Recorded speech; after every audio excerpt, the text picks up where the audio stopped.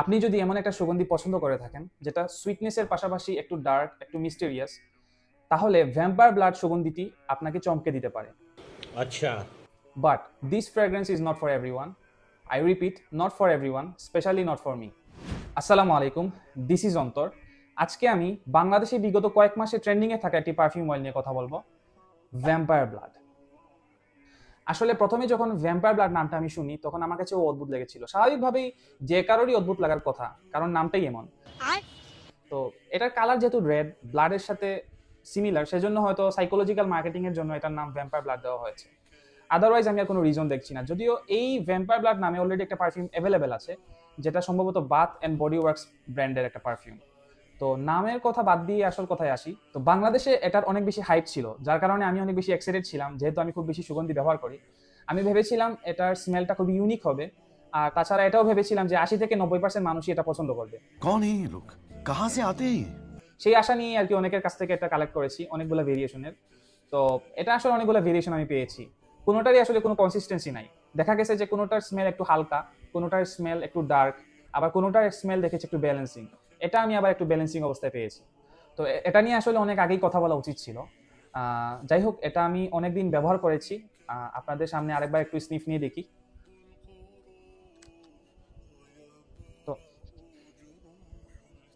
প্রথম স্নিফে আসলে একটু চেরি ভ্যানিলার একটা কম্বিনেশন আমি পাচ্ছি অল্প।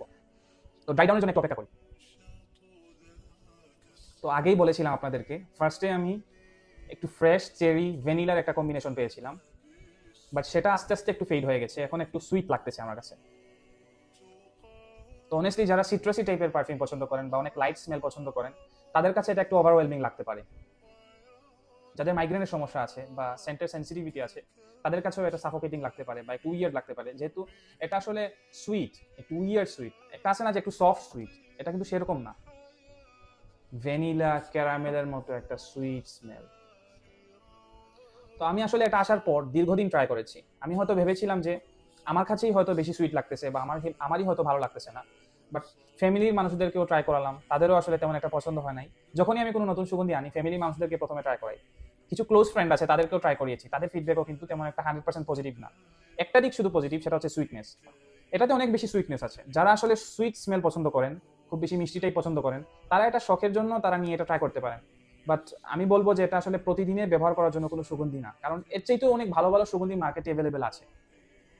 তো ভ্যাম্পায়ার ব্লাড আসলে অনেস্টলি যদি বলি, ইন মাই ওপিনিয়ন, জানি না কার কিরকম লাগবে, বাট ইন মাই ওপিনিয়ন এই সুগন্ধিটা যেরকম হাইপে ছিল, আমার কাছে মনে হয়েছিল এটা খুবই দারুণ একটা সুগন্ধি হবে।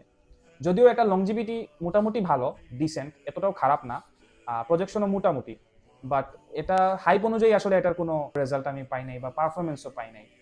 এটা যারা সুইট লাভার আছে, যারা খুব বেশি মিষ্টি পছন্দ করেন, তারা এটা পারচেস করতে পারেন। বাট আমি বলবো, যেহেতু এটার অনেকগুলো ভেরিয়েশন মার্কেটে অ্যাভেলেবেল আছে, আপনারা অবশ্যই যাচাই বাছাই করে এটা পারচেস করবেন। এটা আপনারা মাঝে মধ্যে ব্যবহার করতে পারেন, বিশেষ করে সামারে তো মোটেও না। আমি মনে করি এটা গরমের সময় আপনাদের ভালো লাগারই কথা না, কারণ যখন একটু ধরেন হালকা কুল এনভায়রনমেন্ট থাকবে, তখন একটু ট্রাই করে দেখতে পারেন। মাঝে মধ্যে লাগালেন ভালোই লাগবে, খারাপ লাগবে না, এতটাও খারাপ লাগবে না যে মানে ফেলে দেওয়ার মতো ফ্র্যাগনেন্স এটা কিন্তু না। মানে আপনি যে এটা কিনে যে খুবই স্যাটিসফ্যাকশন পাবেন, বিষয়টা কিন্তু সেরকম না। এটা ব্যবহার করে হয়তো একটু ভালো লাগতেও পারে, সুইট যেহেতু পছন্দ করেন যারা। যদিও আমি চেষ্টা করেছি এটা নিয়ে ডিটেলসে কথা বলার, বাট ডিটেলসে কথা বলার মতো এটার ভিতরে আহামরি কিছুই নাই। সুইটনেস আছে, প্রথম অবস্থায় একটু চেরি প্লাস ভ্যানিলার একটা কম্বিনেশন আপনারা পাবেন। কোনো কোনো ভেরিয়েশনে এটাও পাবেন না। আমি অনেকগুলো ভেরিয়েশনে শুধু কেমিক্যালের স্মেল পেয়েছি। তো এটা অবশ্য সেগুলোর চাইতে তুলনামূলক ভালো। তো সত্যি কথা বলতে, বাংলাদেশে যখনই কোনো কিছুর হাইপ চলে আসে, আমরা আসলে কিছু না ভেবে, কিছু যাচাই না করে সেই হাইপের পিছনে গা ভাসিয়ে দিই।